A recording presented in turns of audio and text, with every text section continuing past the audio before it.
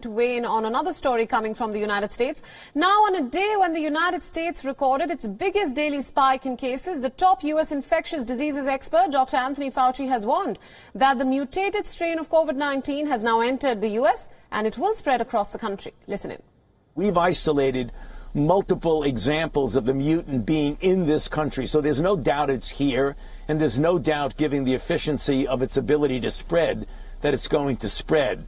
What we're hearing from our UK colleagues is that although it does transmit much more readily than the standard strain, it does not appear to be more virulent, namely making people sicker or greater incidence of dying, nor does it seem to elude the protection that's offered by the antibodies that are induced by the vaccine.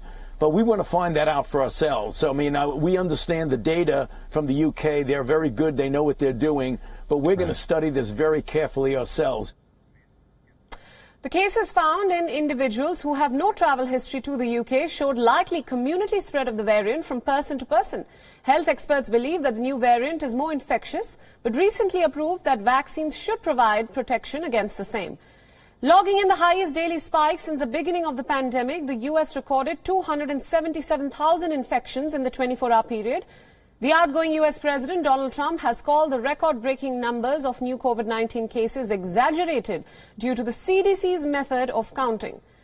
Dr. Fauci, on the other hand, rejected Trump's false claim on Twitter that coronavirus deaths and cases in the U.S. have been greatly exaggerated. He said that these are real numbers, real people, and real deaths. The death toll has climbed past 350,000 in the U.S., with more than 20 million people infected nationwide. The numbers are real, Chuck. You know, you're going to have some deviation plus or minus a bit, but the numbers are real. We have well over 300,000 deaths. We're averaging 2,000 to 3,000 deaths per day. All you need to do, Chuck, is go into the trenches, go into the hospitals, go into the intensive care units, and see what is happening. Those are real numbers, real people, and real deaths. Our correspondent Jagriti Dave is still with us live from Washington, D.C. for more on this story. Thanks for staying with us, Jagriti. Now, a word of caution and alarm coming in from Dr. Anthony Fauci about the new coronavirus strain which emerged in the UK.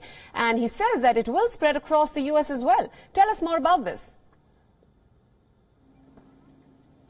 Yes, well, you only have to look at the United Kingdom, where cases are skyrocketing, and Prime Minister Boris Johnson has said that tougher lockdown restrictions could be on the way because of the number of cases that have been driven by this variant. And so, you know, when we looked at the beginning of the pandemic, beginning of the epidemic in the United States, we saw, you know, the first few cases indicating community spread, and here we are, you know, with a death toll beyond 350,000. So I think this is a word of caution from Dr. Fauci, where we are seeing the beginnings of community spread with this new variant, which experts in the United Kingdom are saying is a much more contagious variety. And you know, if we just look at comparing what's happening to in the UK, it's likely, I think, what health experts are saying and what Dr. Fauci is saying is that we might see sort of similar escalation in the spread just because of the nature of the new variant being contagious in the United States. Right. Now, the U.S. has recorded its highest daily caseload with 277,000 COVID-19 cases. Tell us more about the healthcare system in the United States and the challenges that it is facing in the winter months. Yeah, I mean, I think the challenges that in the United States are probably similar to many countries with similar climates. Obviously, with the cold, the winter season, you know, upon us, people are likely to gather indoors rather than outdoors, where, as we know, the virus is likely to spread faster in more of an enclosed setting. So despite pleas by health experts to avoid gathering indoors, because because it's colder, people are more likely to do so than to do so outdoors. And of course, there isn't a nationwide mandate, even a mask mandate. There is no nationwide directive to wear masks, and every state is there's more of a piecemeal approach. And so you're seeing spikes, when we were talking, about the spikes that have happened in various states along the south, along the west, along the north, and most of the country. You saw that really one of the problems was hospital ICU beds maxing out, getting to capacity, and those concerns that there wouldn't be beds available for those really serious patients. So I think that is what people are really worried about. And the cold months, January, February is like the cold weather is likely to continue. And with this new variant, there are real concerns that, this is not over yet, despite the promise of hope offered by the vaccines that are available in the United States. Right. Jagati, my final question. In less than 20 days, Joe Biden will swear in as the next president of the United States. Meanwhile, Donald Trump continues to remain in denial about the numbers that are coming when it comes to COVID-19 cases. So what are the challenges that the incoming Biden administration faces?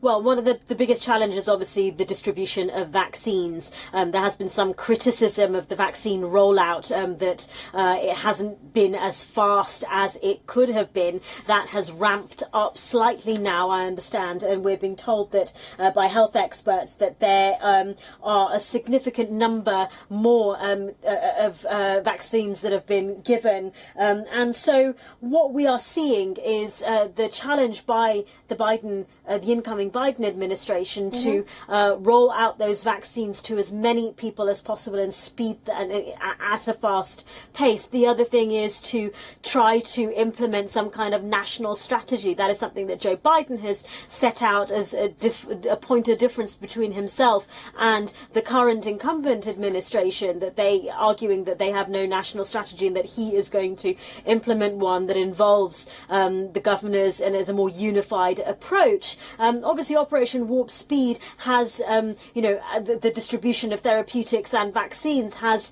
has been rolling out here under the Trump administration. But the challenges that we face right now under a Trump administration, they will continue under a Biden administration, no doubt, because as we've just been talking about, the cold months are likely to continue for a little bit longer, and it's going to take a while before we see any signs of the virus abating.